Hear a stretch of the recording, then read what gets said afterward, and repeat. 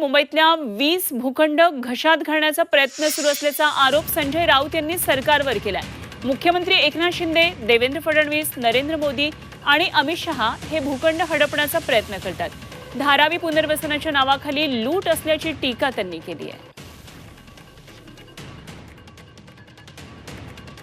मुख्यमंत्री एकनाथ शिंदे, देवेंद्र फडणवीस, अमित शहा आणि नरेंद्र मोदी ही चौकडी मुंबईतले 20 मोक्याचे भूखंड यांना देत आहे।